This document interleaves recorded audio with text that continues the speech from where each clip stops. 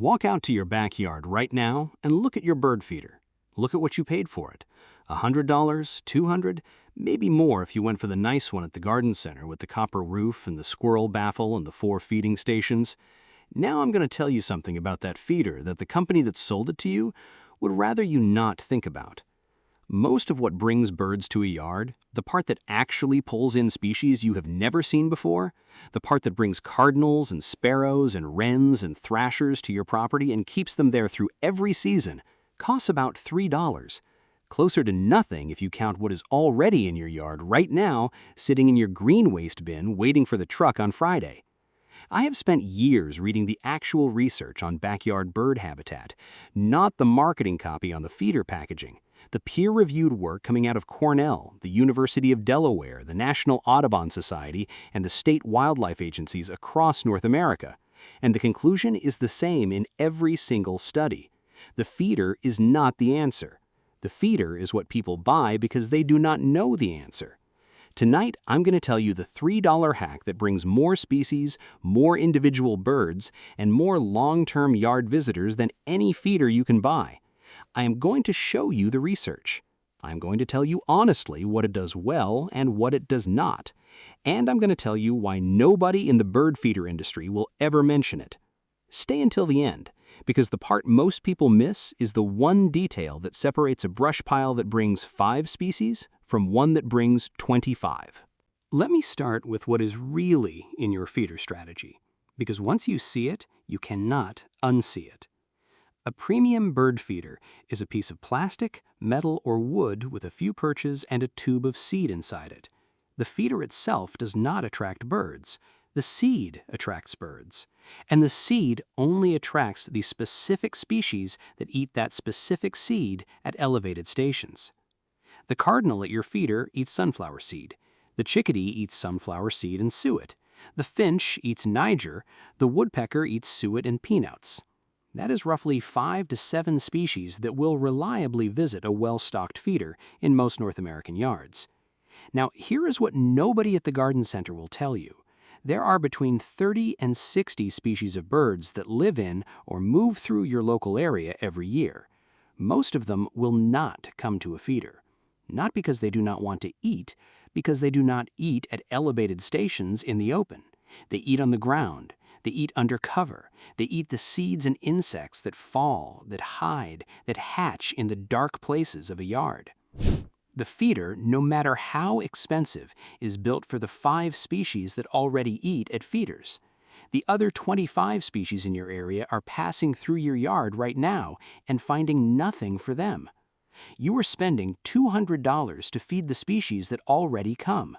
You are spending nothing on the species that would come if you gave them what they actually need.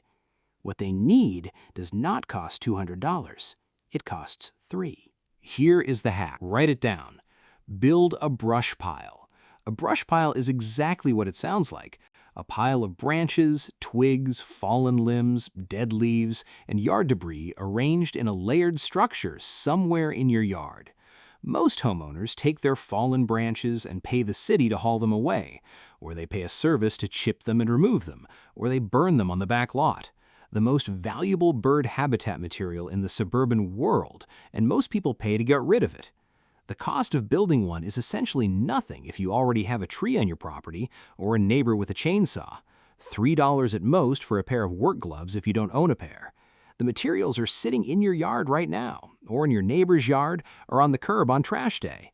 And the bird response to a properly built brush pile is documented in research going back 40 years. The Pennsylvania Game Commission, the Virginia Department of Wildlife Resources, the Missouri Department of Conservation, and the Cornell Lab of Ornithology have all published guidance on brush pile construction for backyard wildlife. The species lists are remarkably consistent. Brush piles attract Eastern Towhee, white-throated sparrow, white-crowned sparrow, dark-eyed junco, song sparrow, field sparrow, Carolina wren, house wren, winter wren, brown thrasher, gray catbird, northern cardinal, hermit thrush, fox sparrow, and on many properties, dozens more. Almost none of those species will reliably visit your tube feeder. Most of them will visit a brush pile within weeks of construction. The Cornell Lab of Ornithology's Project FeederWatch data shows that yards with structural complexity, meaning yards with brush piles, dense shrubs, native plant cover, and ground-level habitat, attract significantly more bird species than yards with feeders alone.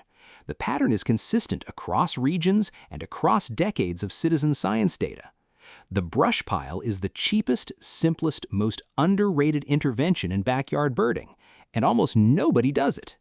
Here is how to build a brush pile correctly, because most people who try this do it wrong and then say it does not work. Pick a spot in your yard that is somewhat out of the way, but visible from your kitchen window or porch.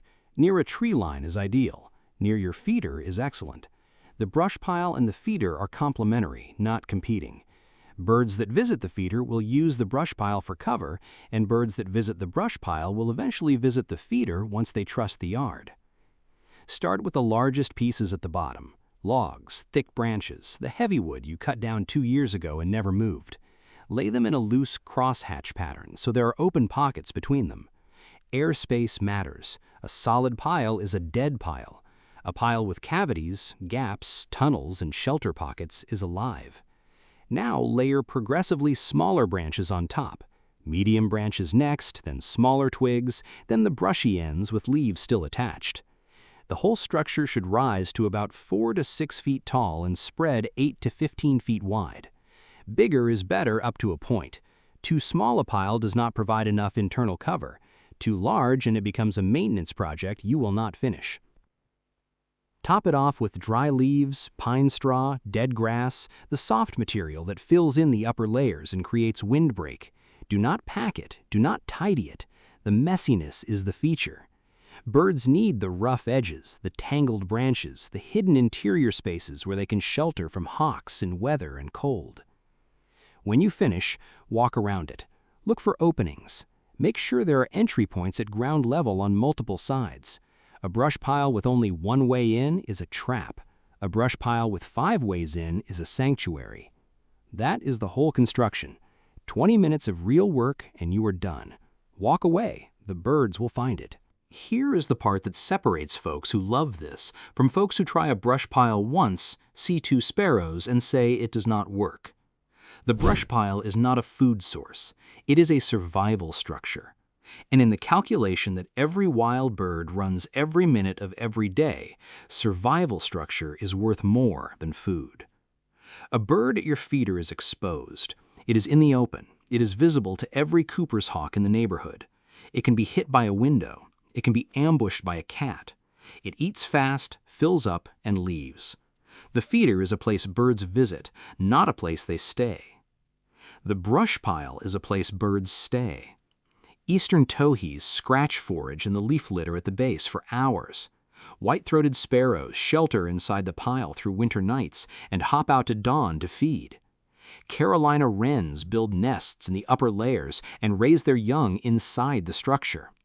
Hermit thrushes overwinter in dense brush in regions where the average yard never gets a single thrush at the feeder.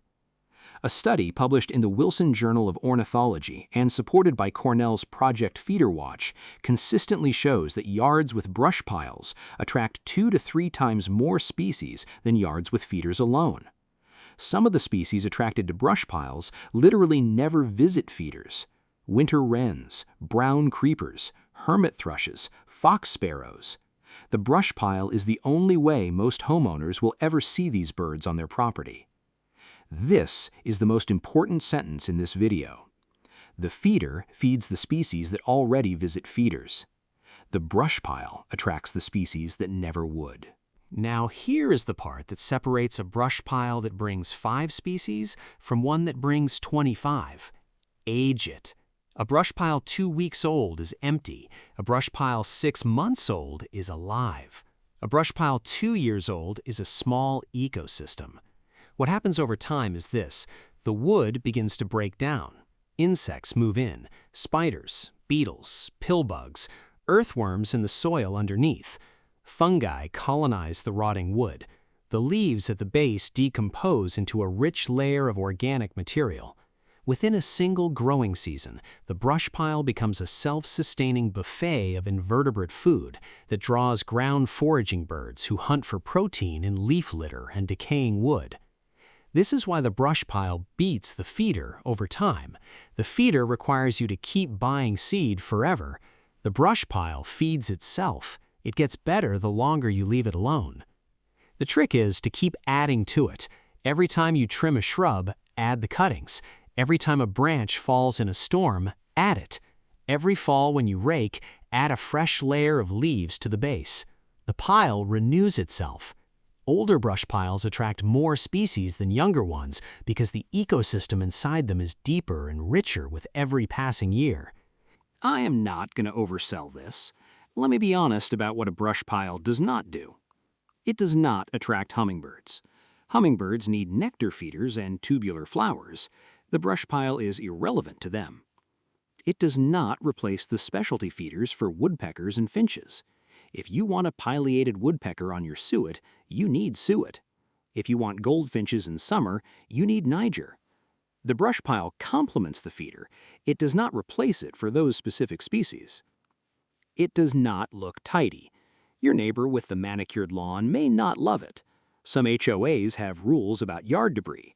Check before you build a 6-foot structure in your front yard. Most homeowners put brush piles in the back corner where they're out of sight but reachable to the birds. That is just being honest about the tool. For the species that use brush piles, no feeder beats one. For the species that do not, the feeder still has its place. The Carolina wren that built a nest in your neighbor's flower pot will build one in your pile instead. The hermit thrush you've never seen at your feeder will spend a winter quietly hunting invertebrates in the deep cover. You will see birds at your yard that no feeder, no matter how expensive, would have ever brought. For $3. Tell me in the comments, have you built a brush pile? What species did you see in the first year? And what is the most expensive feeder you've ever bought that did not perform the way the packaging promised? I read every single one. I'll see you in the next one.